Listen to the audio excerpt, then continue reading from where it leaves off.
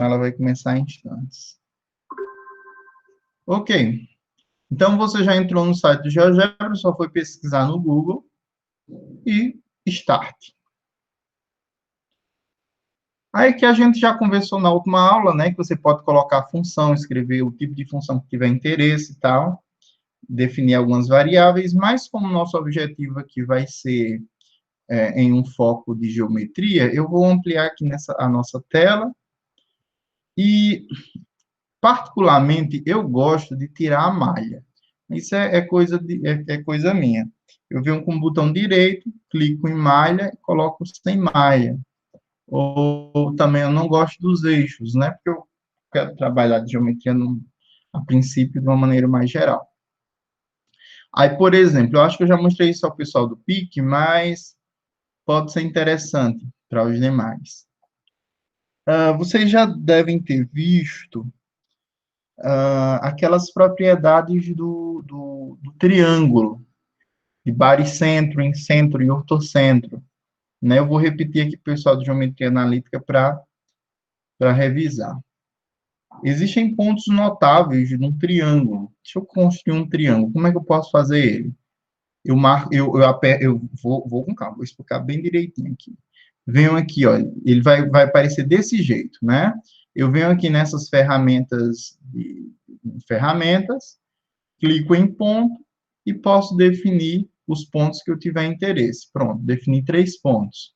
Se eu quiser fechar, eu posso usar um segmento, né? Eu desço aqui nessa barra e venho em segmento. Posso ligar do A para o B, do B para o C e do C para o A. Ah, mas eu não quero um triângulo desse jeito. O que é que eu posso fazer? Sem problema. Você pode clicar em um dos pontos e, teoricamente, era para ele permitir a gente mexer. Pronto. Ele não permite mexer o ponto A. O ponto A ele tá fixo, né, aparentemente. Mas eu acho que tem uma opção aqui. Vamos ver aqui se a gente consegue. Ponto A, fixar objeto. Exibir objeto, pronto, deu certo aqui. Não fiz nada não, só. Aí, olha, se vocês não quiserem que os nomes dos segmentos apareçam, vocês podem vir com o botão direito na configuração e tirar o rótulo, né? Tem a opção exibir rótulo, você clica no lado que você não quer e tira o exibir rótulo. Então, dessa maneira, eu consegui criar um triângulo. A gente ainda não está entrando no assunto de geometria analítica, certo? Eu só estou mostrando aqui as funcionalidades do GeoGebra. Então, como eu estava comentando, existem pontos notáveis.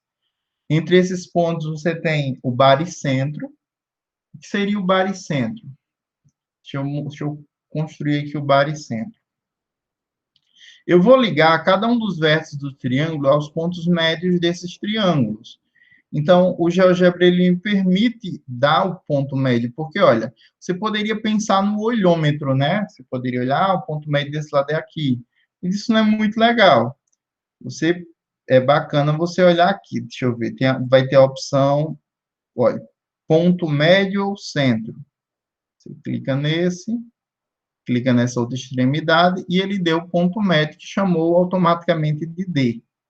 Ah, mas se eu quiser chamar de M, como é que eu posso fazer? Eu venho, clico nele aqui, com o botão direito, configuração, sempre na configuração. E no nome, eu altero para M. Vou chamar de M1.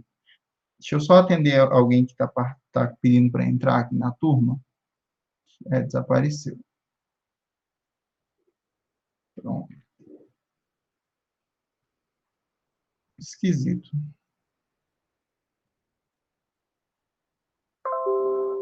Vamos lá. Aí, quando eu coloco M_1, ele está botando como é que eu posso dizer? Para o M ficar pequeno. Ou melhor, para um ficar pequeno, como está aparecendo nesse canto aqui. Então, só é fechar. Ah, e eu quero o ponto médio desse outro lado aqui. Como é que eu faço? O mesmo procedimento. Você procura nessas opções, ponto médio ou centro, clica nas duas extremidades e ele vai dar o ponto médio. E eu faço isso nesse outro lado também. né? Eu vou chamar esse ponto D de M2 e esse outro terceiro ponto, que está o ponto E, como M3. Então, eu venho aqui, configurações, vou chamar esse aqui de M2, M underline 2, né? Olha, ele já muda. E esse terceiro aqui com o botão direito, configurações, M underline 3. Olha, o GeoGebra, a gente aprende nele mexendo, cutucando, certo? Então, eu recomendo, se vocês tiverem a oportunidade de começar a cutucar, façam isso. Tanto dá no celular quanto no computador.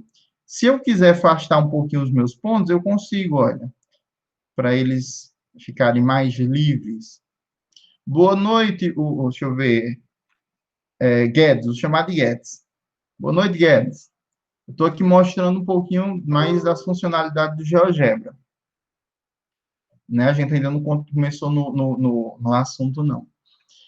Então, como eu estava dizendo, eu pretendo aqui mostrar para vocês pontos, centros do triângulo, né? Entre eles, a gente tem um baricentro, que é o baricentro, que eu já comentei. É quando você liga, é a interseção dos pontos, ou melhor, a interseção dos segmentos e retas que ligam os vértices do triângulo aos pontos médios dos lados. Então, deixa eu mostrar aqui a vocês. Vou pegar um segmento de reta e vou ligar o ponto A no ponto M, que é o ponto médio do vértice oposto. Eu vou pegar o ponto B e ligar com M2, e vou pegar o M1 e ligar com C. Percebam que você teve aí um ponto de interseção, né? Que encontrou exatamente os três valores. Eu não gosto dessas nomenclaturas. Deve existir um jeito para a gente tirar automaticamente, mas deixa eu ir aqui na marra. Eu clico no exibir rótulo, né? E ele já desaparece. Então, olha, esse ponto de interseção entre esses três segmentos é exatamente o baricentro, né? Esse ponto aqui, que eu posso chamar, olha, vou clicar nele. Eu clico no ponto e clico no canto de interseção. Aí ele já reconhece, ele chamou aqui de D. Aí a dúvida que alguém pode pensar é, e se eu mudar o triângulo, o que acontece? Olha, o baricentro ele continua sendo o mesmo. Isso é uma propriedade bem bacana dos triângulos, né? O baricentro ele não muda. Por mais que eu mude o triângulo. Estou mudando aqui o triângulo, mas o baricentro continua sendo o mesmo. Na física, eu acho que para quem pagou já geometria plana, deve lembrar disso. Na física, esse ponto é chamado de centro geométrico, acho que é o nome disso, é ponto geométrico, centro geométrico, né? Se você pegar, por exemplo, um papel, é bom uma coisa mais sólida, e construir um triângulo, e fazendo esse procedimento, lógico, usando uma régua, um compasso, alguma coisa do tipo, encontrar esse ponto, vocês vão perceber que é exatamente o local em que o dedo vai equilibrar o triângulo, né? Pode pegar, inclusive, algo bem esquisito, né? Assim, sei lá, enfim, usem a criatividade de vocês. Existe, outra coisa, nessa parte que aparece a calculadorazinha, você vai ter todos os comandos, né? Todos as opções que já apareceram aqui, né? As coisas construídas. Eu construí o ponto A, e se eu quiser que eles apareçam, eu clico aqui no lado, o ponto B do mesmo jeito, o C do mesmo jeito, aí por aí, e aí sucessivamente. Se eu quiser que o segmento, olha, AB desapareça, eu clico nele e ele vai desaparecer também, certo? Deixa eu ver outra coisa interessante. Pronto, do baricentro já está morto, né? Existem outros pontos, existem o incentro e existem o ortocentro. O incentro, ele vai ser a interseção das bissetrizes dos vértices dos triângulos, ou seja, deixa eu apagar aqui esses segmentos aqui, tirar essa interseção, vou tirar esse segmento e esses outros dois, né? Então, imagine que eu faço o seguinte, eu quero encontrar o baricentro, ou melhor, o unicentro, desse triângulo aqui, que é um outro ponto, é um outro centro também do, do triângulo. Então, tem, olha, a opção, vocês devem estar acompanhando aí, bissetriz. Só uma observação, se minha voz falhar, porque de vez em quando pode acontecer isso, vocês falem para eu escutar, tá certo? Deixa eu ver se minha voz ainda está funcionando. Tá. Então, o incentro, ele pode ser encontrado como? Eu venho aqui embaixo, clico na opção de bissetriz e clico em dois segmentos de reto nas duas retas. E dessa forma, opa, eu cliquei demais. Dessa forma, ele vai localizar exatamente o baricentro. Deixa eu fazer o seguinte. Ok, baricentro não, desculpa, um incentro. Clico nessa extremidade, clico nessa. Eu não estou entendendo porque ele está pegando esse ponto perpendicular, né? Mas eu acho que é porque eu estou usando simplesmente um segmento de reta. Deixa eu ver aqui uma coisa. Ele construiu duas retas, né? Eu não quero essa de baixo. Eu não quero essa daqui de baixo, só quero essa outra. Peguei a bissetriz.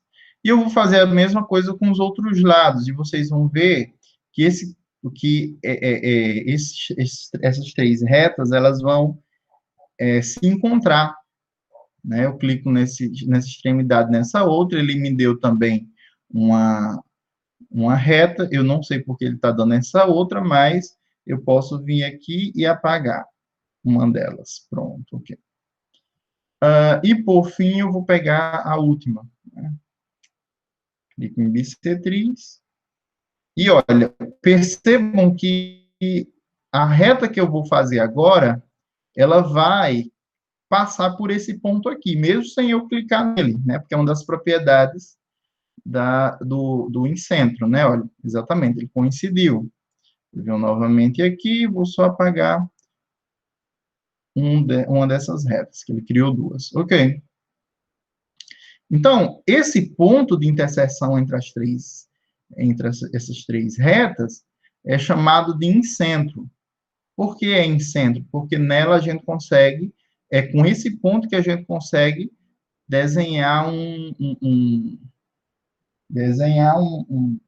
círculo, um centro nesse local que passa por todos, que está dentro do triângulo. Só outra observação, percebam que as bissetrizes não obrigatoriamente coincidem, quando passam no lado oposto, coincidem com um ponto médio, né?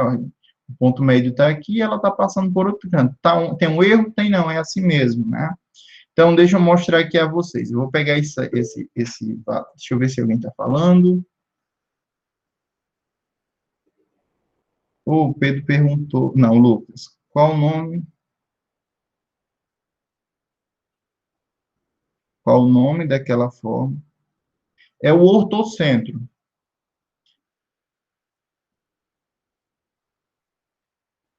Deixa eu ver se eu entendi a sua pergunta.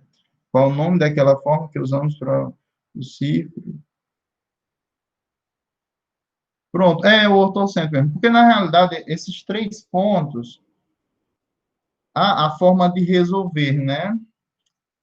A forma... Eu não estou lembrando o nome, né, para ela. Mas a gente sabe que tem uma relação de proporcionalidade entre os lados, né? Para o baricentro, né? Se eu não me engano, é 2/3 e 1/3, né? Existe uma relação de proporcionalidade disso para o baricentro. Mas olhem aqui, eu quero construir um círculo que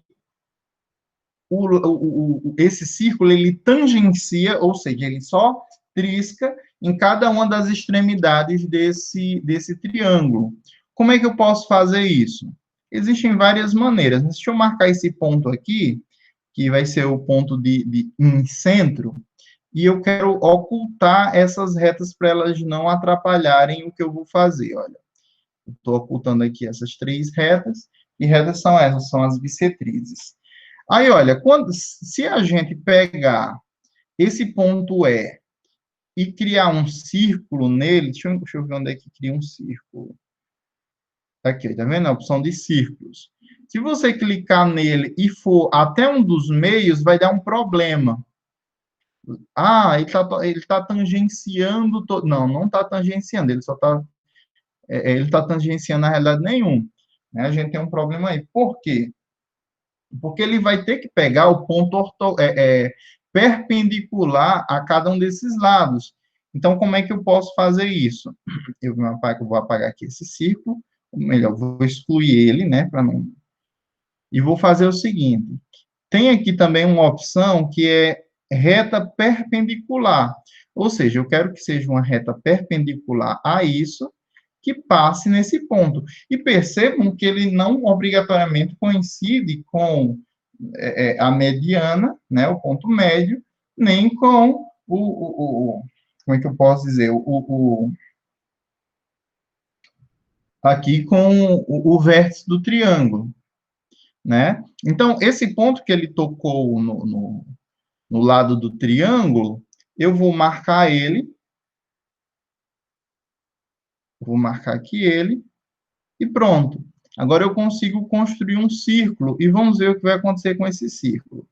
Se eu pegar um círculo nesse ponto e ligar exatamente nessa extremidade, perceba que ele vai tangenciar, quando eu digo tangenciar, é só triscar mesmo, certo?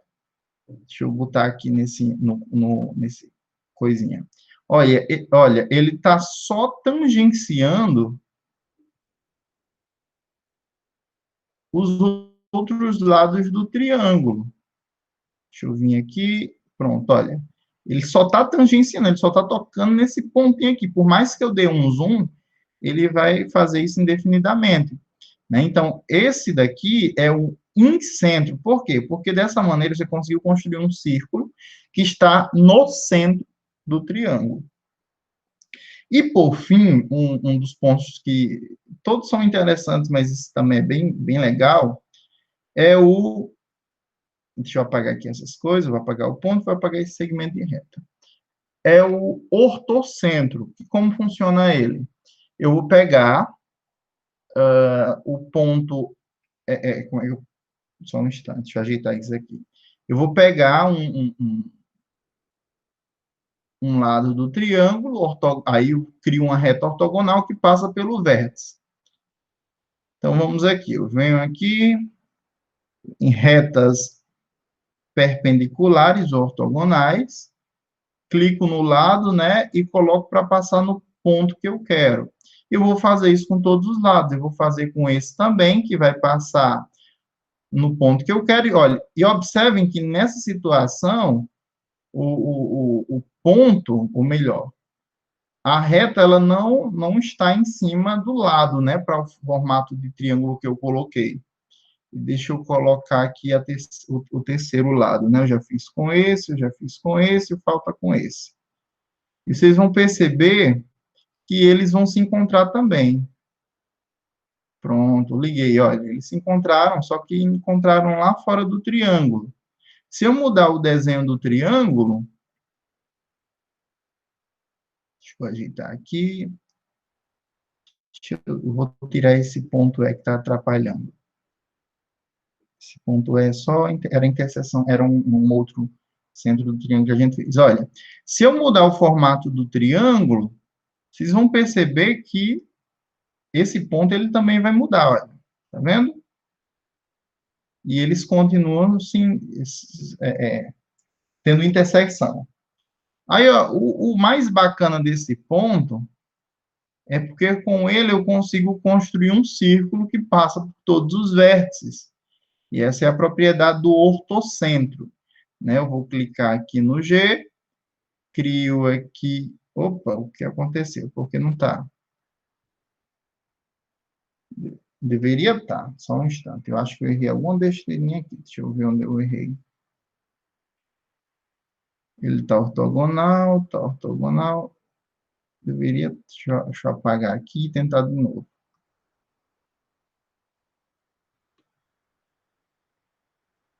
Ah, já sei o meu erro. É porque ele é ortogonal aos lados, né? É, sim, desculpa. O ortocentro é ortogonal aos lados. Ele não passa no... Deixa eu ver aqui, vamos lá. Que é uma reta ortogonal, ela passa pelo centro. Pronto. É ortogonal e passa pelo centro. É ortogonal e passa pelo centro. Pronto, agora deu certo. E com isso eu consigo criar um círculo. Olha, que, aí agora foi. Que ele passa por todos os vértices do triângulo, por mais que eu mude o triângulo. Deixa eu tirar aqui essas retas para não poluir a imagem. Eu vou fazer o seguinte, eu vou mudar o formato do triângulo, olha. O centro, inclusive, pode ser fora do triângulo, né? Eu posso criar um círculo que passa por todos os vértices do triângulo, tá vendo? E o centro do círculo está fora dele. Então, aqui a gente tem essa propriedade bem bacana, que, inclusive, se você construir um triângulo retângulo, acontece algo parecido com o teorema de Pitágoras. Aí a minha pergunta para vocês, será que essa área aqui, a área da hipotenusa, é igual à área, né, que está relacionada mais a área desse outro?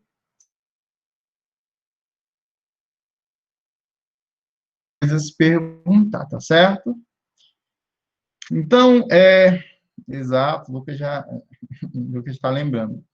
Então, pessoal, depois de eu ter enrolado vocês bastante, brincadeira, não estou enrolando, não, estou mostrando essa ferramenta porque para professor de matemática ela é fundamental, certo? Eu quero voltar nas questões e a gente vai responder umas 3 questões, né? Hoje a aula vai ser menorzinha, primeiro porque não tem... eu não coloquei conteúdo novo nessa semana, né? Você já tem bastante aula, eu acho que já tem 5 aulas, mas eu vou colocar outras, viu? Acho que nessa unidade, se eu não me engano, são 9 aulas no total para a gente conseguir bater o conteúdo. E eu sempre repito, não tenham medo dessas quantidades de aula. O objetivo é exatamente vocês saberem o que estudar. Vamos aqui para o PowerPoint.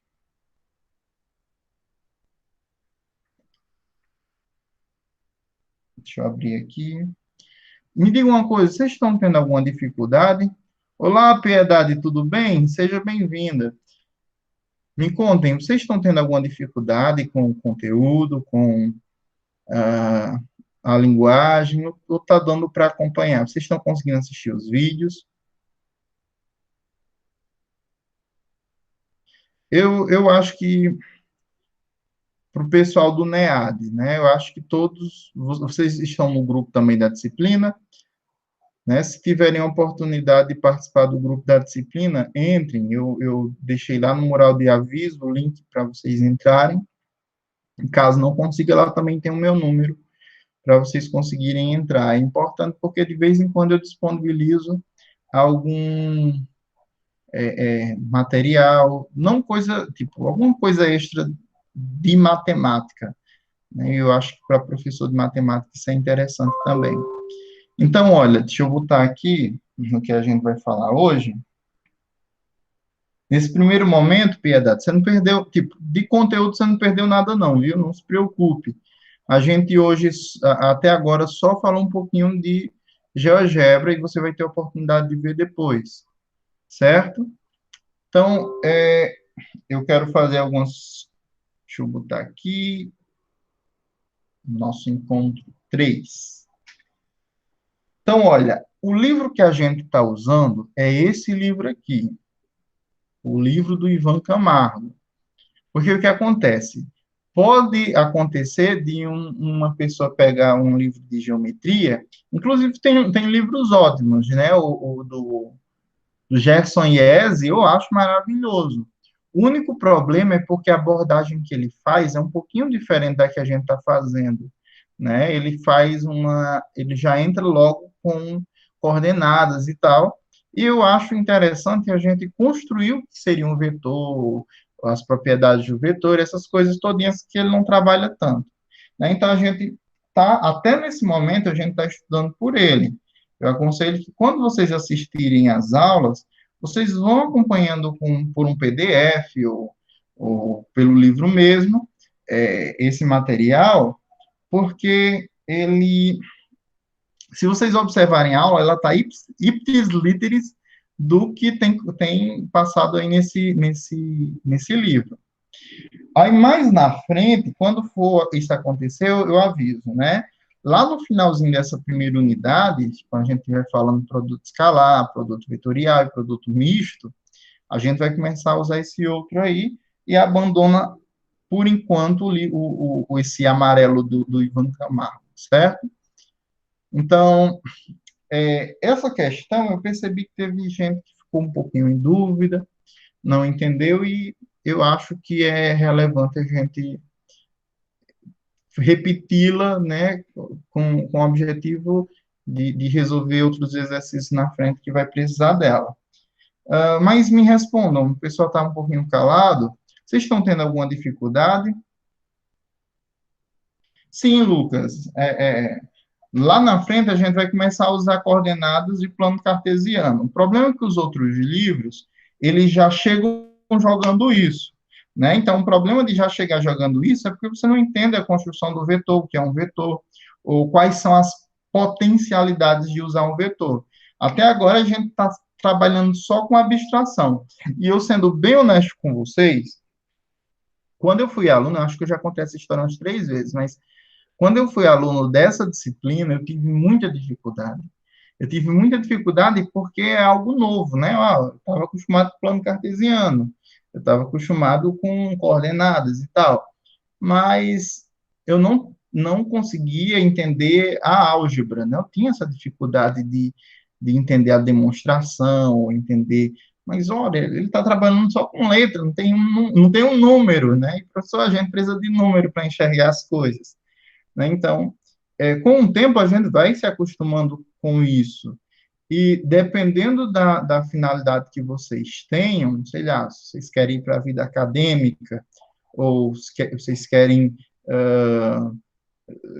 sei lá, fazer um concurso para outra coisa, dependendo do objetivo que vocês venham a ter, a abstração, ela é muito importante, tá certo? Então, só uma vez, alguém está tendo alguma dúvida em relação ao conteúdo, né, ao que já foi ministrado?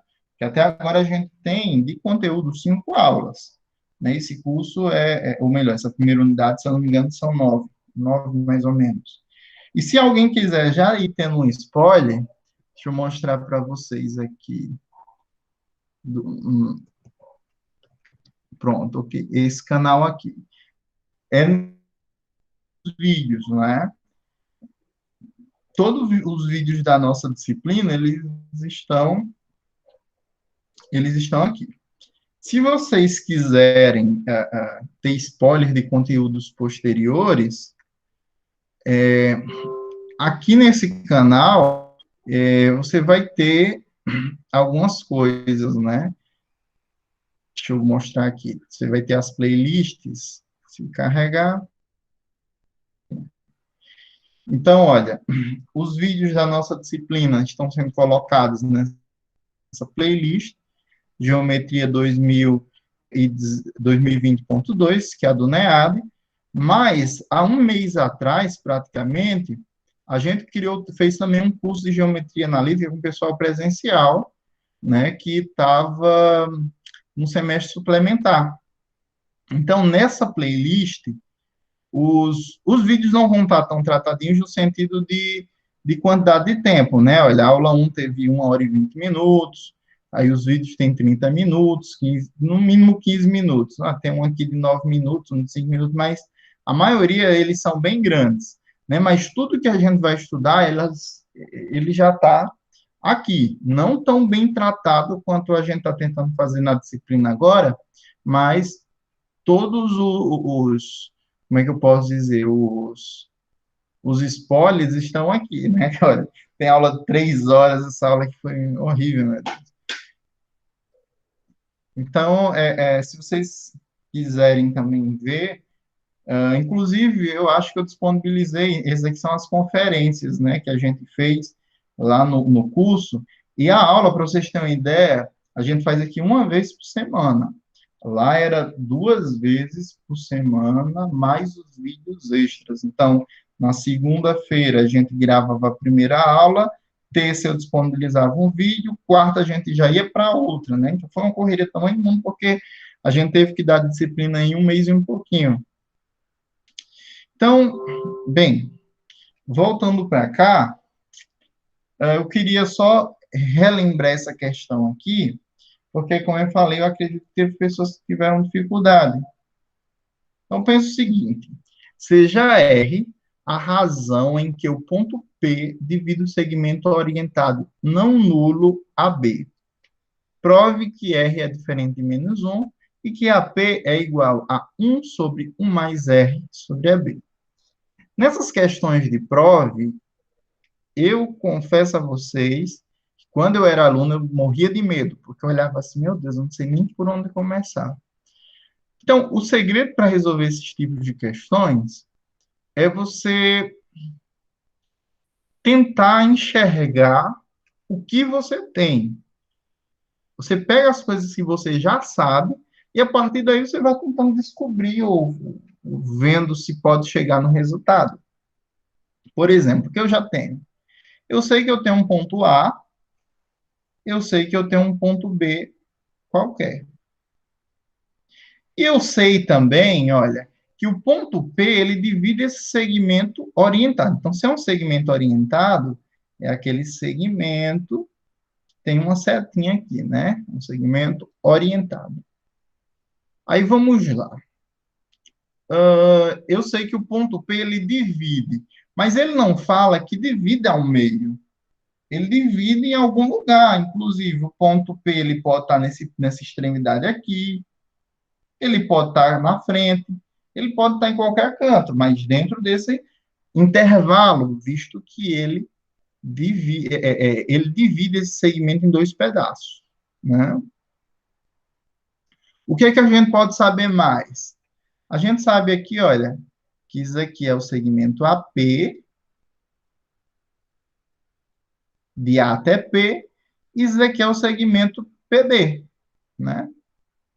De P até B. Pronto. O que é que a gente sabe mais também sobre isso? Ele fala assim, olha, prove que deixa eu ver, divida o segmento orientado do lado, prove que é diferente de 1, que AP é igual a R sobre 1 mais R sobre 2. Logo no início ele diz que R é a razão. Se R é a razão, então a gente tem o seguinte, se eu dividir o tamanho de AP, se eu estou falando de tamanho, eu estou falando de norma. Esse tamanho de AP dividido pelo tamanho de PB, eu vou ter quem? Eu vou ter R, porque R é essa razão que divide, tá certo? Então, você vai construindo as coisas que você já sabe. Então, se você sabe disso, você pode concluir que AP, que o vetor AP, ele pode ser escrito como, olha, eu estou passando para o outro lado, né? Vamos dizer assim, como R vezes PB, tá certo?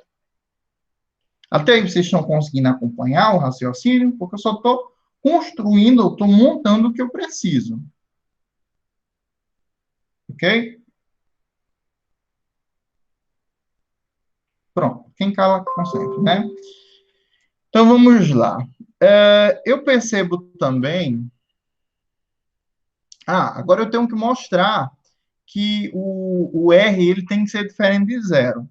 Aí alguém poderia pensar assim, ou melhor, R diferente de menos 1. Ah, o R é diferente de menos um, porque aqui você vai ter uma indeterminação, você vai ter uma coisa dividida por zero. Está errado?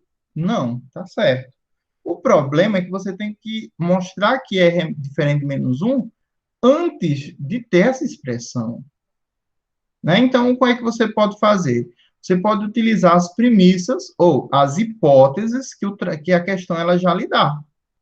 Então, por exemplo, eu sei que AP é igual a RPB. Aí existe na matemática um método chamado de redução ao absurdo, que é o quê? Você finge que a conclusão é falsa, ou seja, você esquece que isso aqui é falso e vê o que acontece. Se contradizer as hipóteses, então quer dizer que a conclusão vai ser exatamente o contrário. Deixa eu mostrar. Eu vou tome R igual a 1. Se o R for igual a 1, então eu vou ter quem? Eu vou ter R igual a menos 1, né? Porque aqui a gente quer ver menos 1. Então, AP vai ser igual a menos 1 vezes o PB. Isso daqui é a mesma coisa de AP igual a menos PB. Ok? Certo. Só que a gente tem que lembrar também, olhando para essa figura, a gente consegue perceber isso. Que quando eu somo AP com PB, eu vou ter quem? Eu vou ter AB. E aqui, eu disse que AP é igual a menos PB. Logo, eu tenho, substituir aqui, ó, menos PB mais PB, que é igual a AB. Quando eu fiz isso, o que aconteceu? Se eu somar menos PB com PB, que é a mesma coisa de PB menos PB, eu vou ter o quê? Eu vou ter um vetor nulo, né? Se vocês olharem aqui, eu posso reescrever isso da seguinte maneira: PB mais BP. Quando eu somar esses dois, eu vou ter, olha, ele se anula com esse, vai ter PP. E PP é um segmento que começa nele e termina nele mesmo, ou seja, é um segmento nulo. Isso vai implicar que AB é igual ao vetor nulo. Só que minha hipótese diz assim, olha, que devido ao segmento orientado não nulo, que AB ele não é nulo. Então, o fato de ele não ser nulo se contradiz, né? Porque eu tive um resultado que ele era nulo. Isso implica dizer que o quê? Que isso daqui, então, é diferente de menos um. Então, logo, R, ele é diferente de menos um. A gente já concluiu isso. Primeira parte da questão foi resolvida. Agora vem a segunda. Aí a segunda, ela vai necessitar do que eu gosto de chamar de truque. Tem gente que não gosta disso, não, mas a palavra correta seria insight, né? Ou a sacada, o, o, o insight para conseguir resolver o problema, que é qual? Olha, eu sei que AP é igual a RPB. De onde eu sei? Eu sei daqui, desse pedacinho que a gente começou a questão. E o R, lógico, é diferente de menos um. Então, a sacada vem aqui, olha. AP é igual a R vezes. O PB, eu posso escrever ele de uma outra maneira. Por exemplo, vocês devem concordar comigo que PB vai ser igual a P, sei lá, PX mais XB. Quando eu somar esses dois vetores, o resultado vai ser quem? Ó, esse anula com esse, vai ser PB. Não importa o X. Da mesma forma, posso dizer que PB é igual a um P coração mais um coração B. Porque coração sendo um ponto, ele se anula, você vai ter o PB. Então, se esse ponto ele pode ser qualquer um, eu posso fazer o seguinte, eu estrategicamente vou dizer que ele é PA mais AB. Tá certo isso? Porque quando eu somar PA com AB, eu vou ter PB. Então, isso é verdade. Agora, utilizando as propriedades distributivas, né, aqui, a gente vai ter AP igual a RPA mais RAB. E o que é que eu faço agora? Eu passo esse vetor aqui para o primeiro membro, então eu vou ter AP menos RPA mais, ou mais não, igual a RAB. E o que vai acontecer? Lembrem-se, tem uma propriedade que diz o seguinte: U menos V é a mesma coisa de U mais menos V, né? Eu somar o vetor oposto. Então, isso aqui vai ser AP mais menos RPA.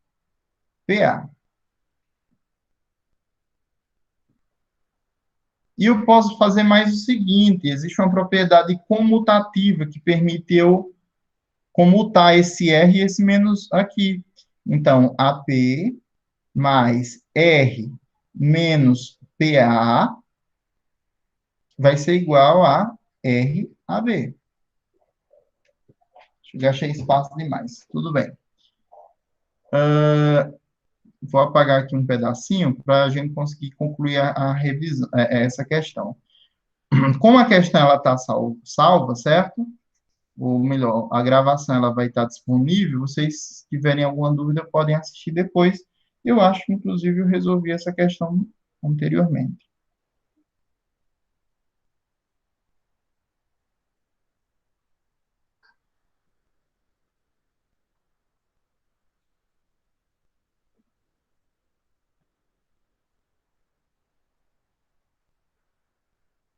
Então, olha, olhando para esse pedaço aqui, eu sei que menos PA é a mesma coisa de AP, né?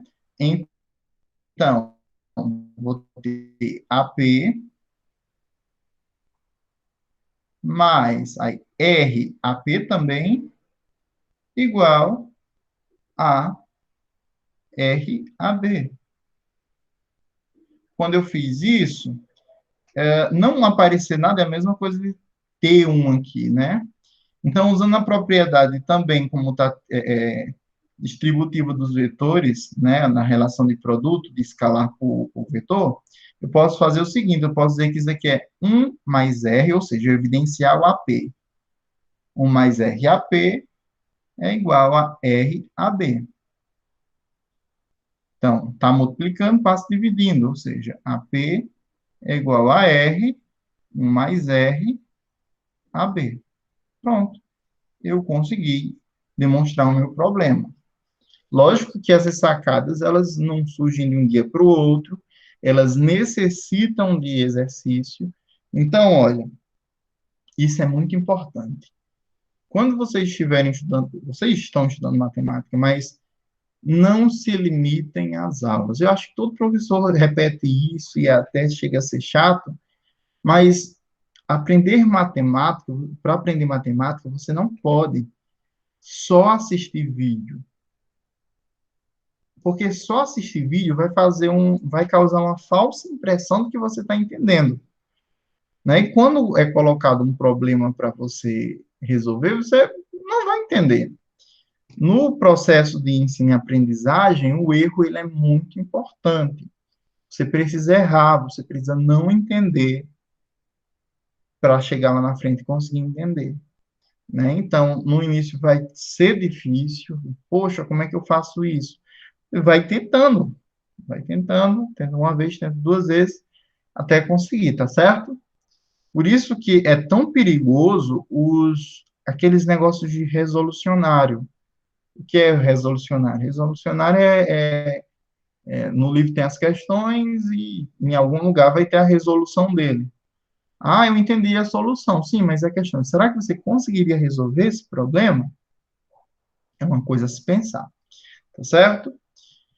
Então, esse segundo exemplo, eu não lembro se eu resolvi na aula passada, mas a gente pode trabalhar nele com algumas coisas que já foram discutidas nisso daí.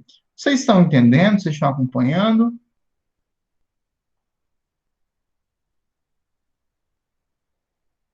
Estão entendendo aí? Certo, muito bom. Ok. Então, deixa eu resolver mais um exercício aqui. Vou responder esse outro, e esse aqui eu vou deixar para casa. Vamos lá. Seja ABC pontos distintos e P um número real. Seja X um ponto tal que AX é igual a PAB. Exprima X em função de CA, CB e P. Professor, não tenho nem ideia de como começar esse problema. Ele está muito confuso, não tem, tipo, não tem imagem, não tem muitas informações, né? É a questão, como é que a gente pode pensar nele? Eu fiz aqui um desenho, deixa eu só pegar aqui o desenho para... não fiz desenho. Tá bom, não tem problema não. Vamos ver aqui como é que a gente pode fazer. Seja A, B, C pontos distintos e P um número real. Me diga uma coisa, eu respondi essa questão na aula anterior?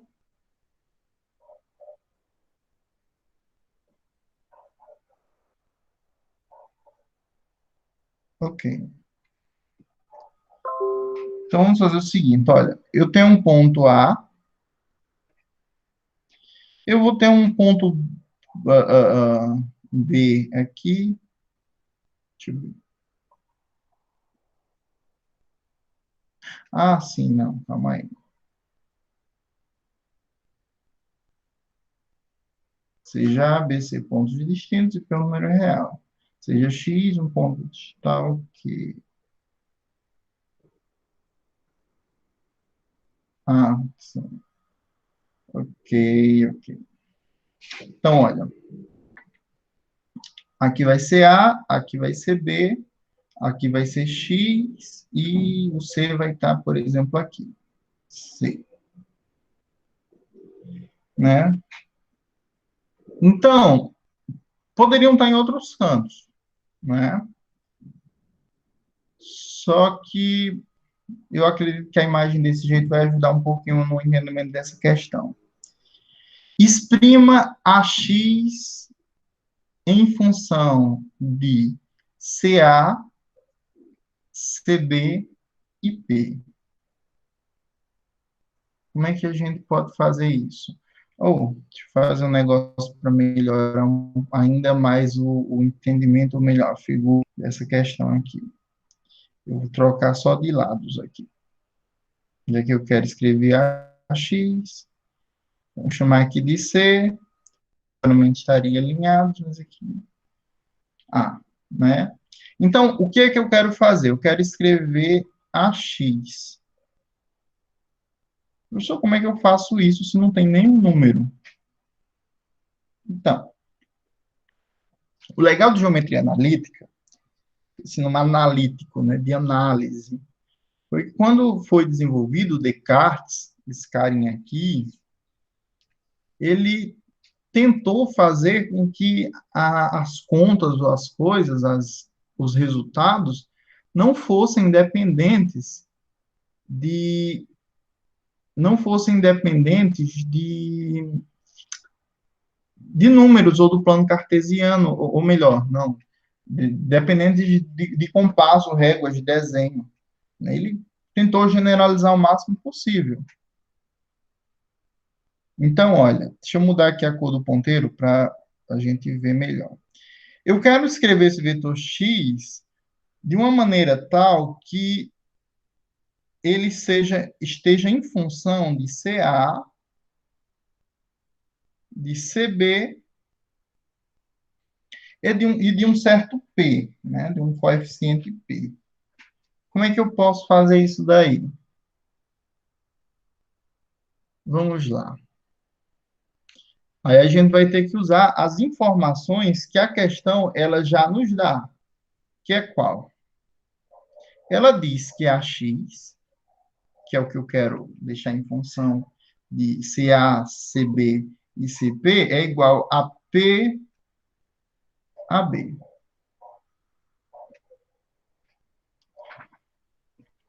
Isso daqui ele tem que se transformar em alguma coisa em CA, CB e P. Então, como é que eu posso fazer? Eu posso fazer o seguinte: a x é igual a P vezes. Aí eu vou usar a mesma estratégia que eu fiz na questão anterior.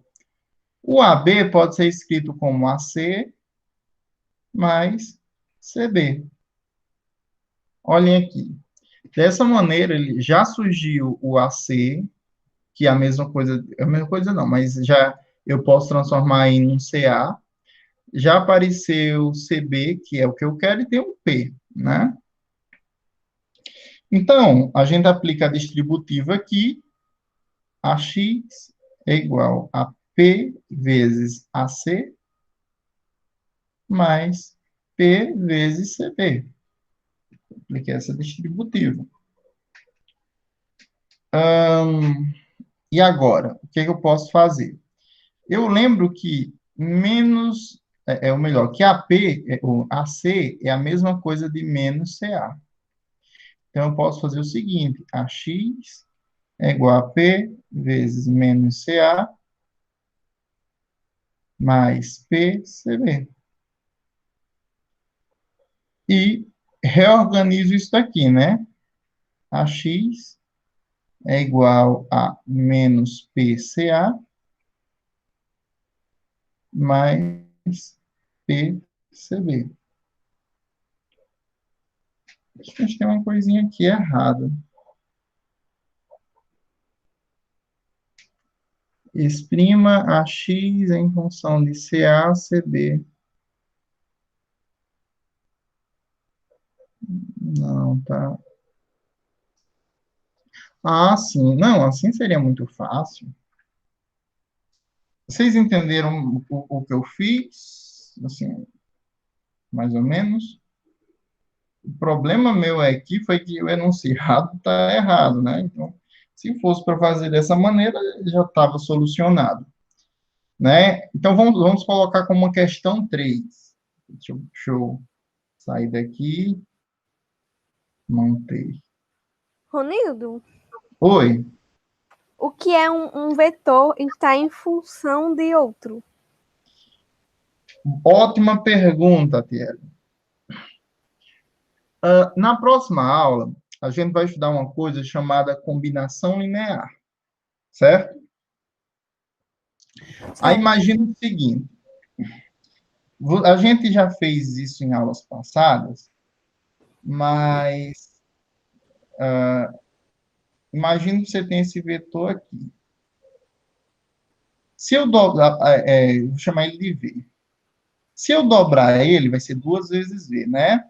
Ele vai ter o dobro do tamanho, concorda? Uhum. Perfeito. Agora, imagina o seguinte, que eu boto esse 2 para variar, ou seja, ele pode ser o tamanho que eu quiser. X vezes V. Se x for 1, ele vai ter um tamanho. Se x for 2, ele vai ter outro tamanho. Se x for 3, ele vai ter outro. Se x for 0, ele vai ter outro. Tá entendendo? Tô. Então, quer dizer o seguinte, que esse vetor, ele está, ele tem uma relação, ou ele depende de x. Ele está em função de x.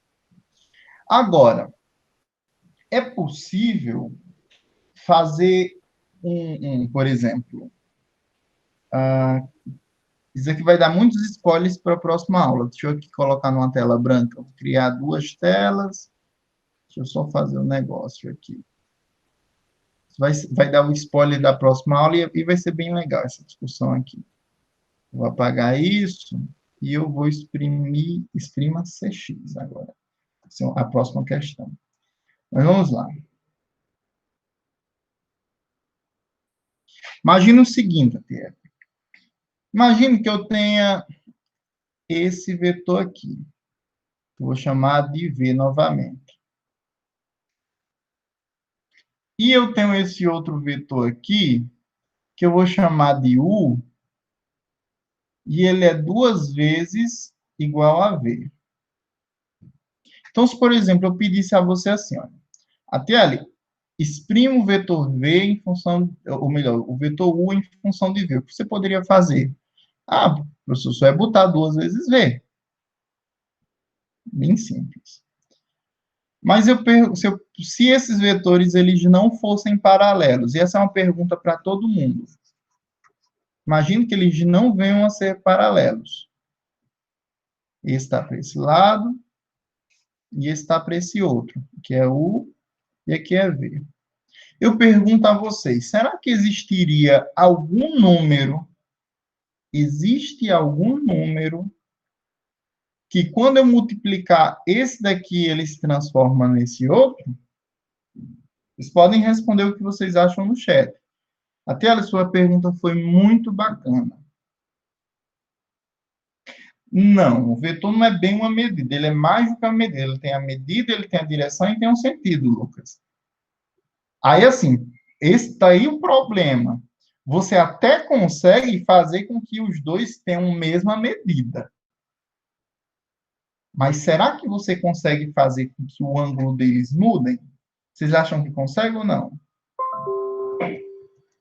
Será que eu consigo, multiplicando esse por algum número, fazer com que ele entorte?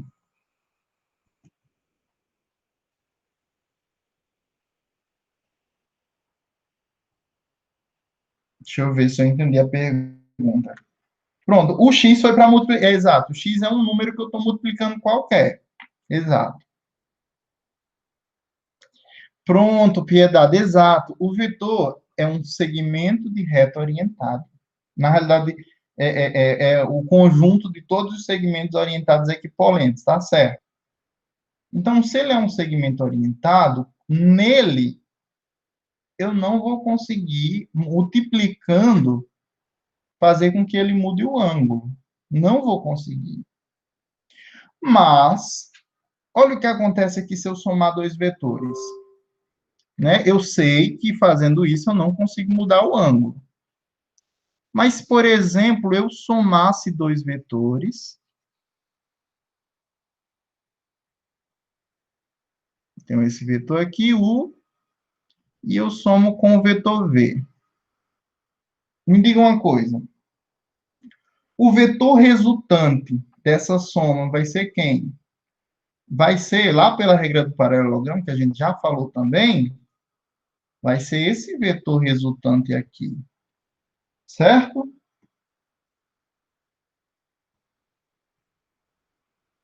Vai ser esse vetor aqui, que é chamado de U mais V. Estão entendendo?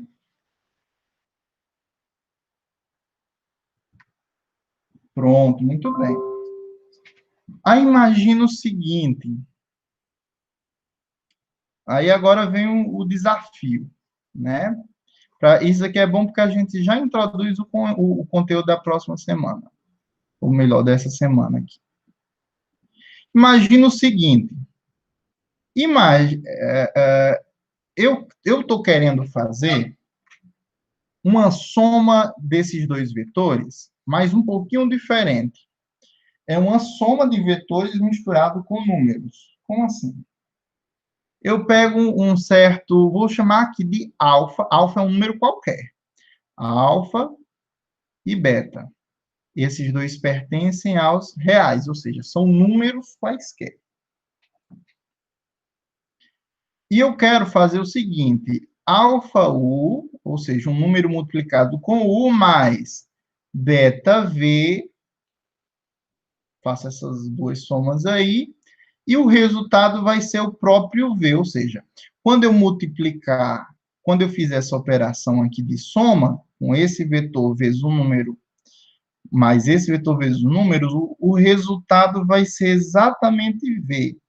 Aí a pergunta que eu quero fazer a vocês é, Quem deve ser o valor de alfa e o valor de beta para que isso funcione? Quais são os valores de alfa e beta que satisfazem a condição do resultado CV? Alguém tem alguma ideia? Um ponto para quem acertar. Qual é o valor de alfa e de beta para que a soma de alfa U mais beta V venha a ser igual ao próprio V? Alguém tem alguma ideia? Ou podem colocar, não sei, professor.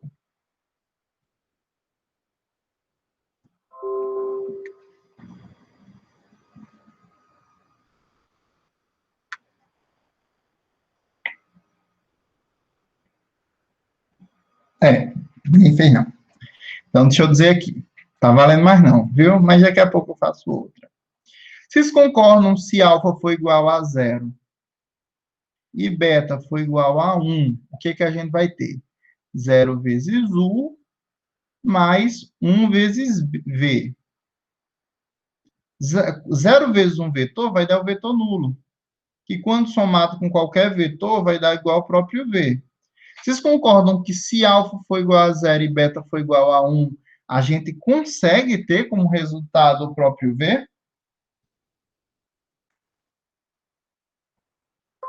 Conseguem visualizar isso? Ou seja, se eu multiplicar um número 0 vezes o vetor U, mais 1 vezes o vetor V, a gente vai ter exatamente o resultado UV? Pronto, muito bem. Aí a segunda pergunta. Essa não vai valer 3 décimos. Essa vai ser mais fácil. Imagine que eu tenho quase a mesma situação. Opa, apaguei demais.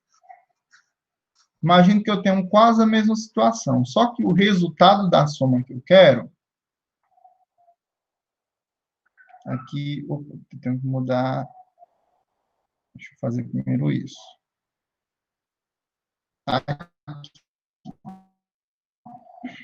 Não, vou dar ponto não, porque esse aqui é muito fácil. Eu quero que vocês participem. Que é o vetor V. Olha, o resultado quando eu fizer essa soma, ou seja, alfa vezes U mais beta vezes V. Eu quero que, como resultado, eu tenha 2 vezes V. A pergunta que eu faço agora, qual é o valor para alfa e qual é o valor para beta? Para que o resultado disso daqui seja 2 vezes V. Qual é o resultado aí? Alguém tem alguma ideia? Vocês podem usar o mesmo raciocínio da questão anterior, da conversa anterior.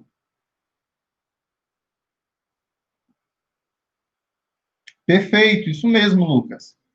Olha, para que isso aconteça, eu só ia fazer o alfa igual a zero e o beta igual a 2. Pronto. Aí, uma pergunta que pode surgir é o seguinte: será que existe outros números alfas e betas que satisfazem essa condição? A resposta é não. Esses números, eles são únicos. Eles são únicos. E isso é muito legal, porque isso daqui, na realidade, vocês vão perceber, é a construção do que a gente chama de coordenada. Como assim coordenada, professor? Olha, vocês vão ter dois vetores. Vou mostrar aqui como funciona. Não sei se vocês já viram isso em algum lugar, mas, por exemplo, isso aqui é o vetor I, isso aqui é o vetor J. O tamanho desse vetor é um vetor de tamanho 1. Isso aqui é tamanho 1 também. Né? Então, você quer um, um ponto aqui. Ah, não, mas antes de falar de coordenada, deixa eu só estender um pouquinho o meu problema e colocar uma terceira situação, que é a situação realmente do problema que ainda estou tentando explicar a pergunta de ATL, né? Que foi muito bem colocada. A pergunta é, e se eu colocar um vetor que seja bem esquisito, ou seja, que ele não seja bem a soma de alfa com beta, e que seja, sei lá, desse jeito aqui. Será que vai existir alfas e betas que satisfaçam essa condição? Ou seja, de um vetor que fique dessa forma aqui, ó, do vetor resultado disso daqui, ou seja, alfa U mais beta V, resultar esse vetor aqui? Sim, existe. E como é que eu posso encontrá-lo? Bom, existem algumas maneiras, né? A maneira que eu acho mais interessante é se fazer o seguinte. Deixa eu mudar aqui a cor da caneta, vou botar um verde para mudar.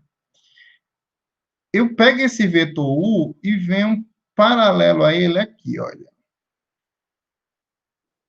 Pronto. Só que esse vetor U, ou melhor, esse vetor que eu fiz aqui, na realidade ele não é um U, ele é paralelo a U. Então, se ele é paralelo, ele é múltiplo escalar, ou seja, um alfa U. Da mesma forma, eu pego um vetor beta V, que ele é um pouquinho maior do que V. Eu não estou trabalhando com números, né? Mas aqui, ó. Pronto, ok. Então, eu vou chamar aqui de beta V, que é um múltiplo de V. Então, eu consigo encontrar, a seta está apontando para esse lado aqui, viu? E a seta está apontando para esse outro lado aqui. Eu consigo encontrar alfas e betas que, quando eu multiplico por esses múltiplos escalares e somo, eu tenho exatamente o vetor que eu quiser, que é esse vetor aqui. Ah, professor, e se esse vetor tivesse apontado para o outro lado? Dava para fazer também, né? Aí, voltando para a pergunta de coordenadas, né, o que tem a ver isso com coordenadas? Imagina que você tem aqui um plano cartesiano e você coloca dois vetorizinhos de tamanho 1. Esse vetor tem um tamanho 1, esse vetor tem um tamanho 1 também. Então, você quer definir esse ponto P aqui através, sei lá, de um vetor que tem origem aqui. Opa, passou direto, foi mal. Deixa eu voltar aqui. Um vetor que tem origem em O e extremidade lá nesse canto, o que você pode fazer? Você procura múltiplos escalares desses vetores. Deixa eu mudar aqui a cor. Ortogonais, ou seja, se eu pegar um múltiplo desse, esse aqui é um alfa, deixa eu chamar isso aqui de U, que vai ser um alfa U, e eu estendo isso daqui por um múltiplo dele, que vai ser beta, que pode ser outro número, beta V. Então, olha, quando eu somo alfa U mais beta V, eu tenho exatamente esse vetor todinho aqui, certo? Aí, se eu quiser mudar esse nome de alfa e chamar ele de XU, e aqui YV, então aqui vai ficar XU, YV. E se sempre eu estiver usando os mesmos vetores, para poupar tempo, eu nem preciso mais usar eles, né? Simplesmente basta usar X e Y. Aí eu invento uma notação, assim, eu consigo descrever um ponto ou um vetor dessa maneira aqui, certo? Mas isso é um conteúdo para daqui a umas 4 aulas, certo? Então, se vocês não tiverem entendido bem, não se preocupem, mas isso é um spoiler. Mas olha, ATL, escrever um vetor como em função dos outros dois é exatamente isso que eu estou fazendo. Eu tenho um vetor, mas eu quero que ele seja escrito dependendo dos outros dois, alfa U mais beta V. A questão é como é que eu vou fazer ele. Então, pronto. Esse problema aqui ficou mais interessante, porque aquele dali estava muito fácil, né? Então, eu vou fazer o seguinte, eu vou refazer. Olha. Você tem um ponto A, você tem um ponto B, você tem um ponto X que está entre A e B, e eu vou pegar aqui um ponto C qualquer. Né? Então, eu quero escrever esse vetor Cx como combinação de Ca, como combinação em função de Cb e de um certo P, onde eu sei que AX é igual a P vezes AB. Então, como é que eu vou fazer isso? AX é igual a P vezes AB. A estratégia vai ser a mesma no anterior. Eu quero forçar que surja um C aqui. Então, como é que eu posso fazer? AX é igual a P vezes.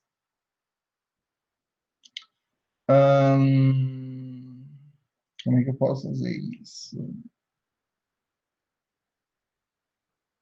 Oh, não, está errado aqui. Calma aí. Deixa eu apagar aqui. Estou começando de trás para frente. Usar caneta, vou usar uma caneta vermelha aqui.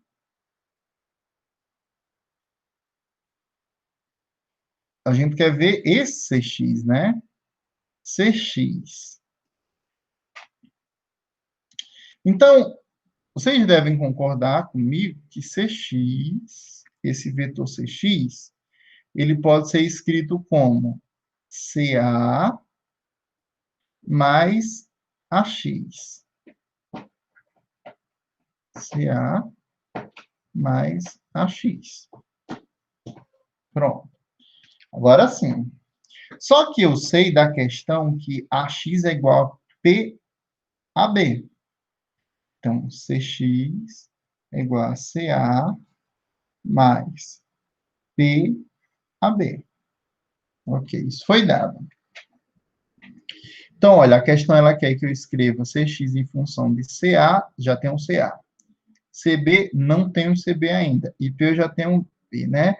Então, o que eu posso fazer aqui? Eu posso fazer com que o CB surja. Como? Cx é igual a CA mais P vezes quem é AB? AB é AC mais quem? CB. Né? Porque AC mais CB é igual a B. Pronto. Aplica a distributiva. Cx é igual a CA mais aplica a distributiva P AC mais PCB. Olha o que já surgiu. Surgiu CA, surgiu CB, e esse AC eu posso transformar ele em CA. Como? Cx é igual a CA mais P vezes AC, a mesma coisa de P vezes menos CA, mais PCB. Pronto. Evidencio o CA aqui, vou ter Cx é igual a CA vezes, aqui era como se tivesse 1 menos P, mais PCB. Por quê? Quando eu aplico a distributiva nesse caso, vai dar CA menos PCA, que é exatamente o valor que a gente tem, tá certo? Então, dessa maneira, eu consegui escrever Cx em função de CA, em função de CB e em função do P, certo? Eu consegui descrever esse vetor como uma combinação desses outros vetores. Eu não sei se vocês entenderam, se ficou muito confuso. Sim, Lucas, é exato. Eu consigo criar uma relação entre eles. Na realidade, é mostrar que existe uma relação entre eles. Tá certo?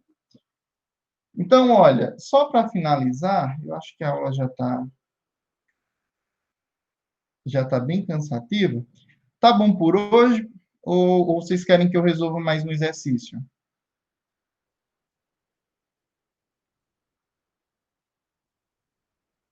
Tá bom, né? Já foi muita confusão. Esse último exercício eu vou colocar lá nas aulas disponíveis, tá certo? Eu peço que vocês pensem um pouquinho e tentem dar uma olhadinha nesse livro que eu comentei, olha. Esse livro,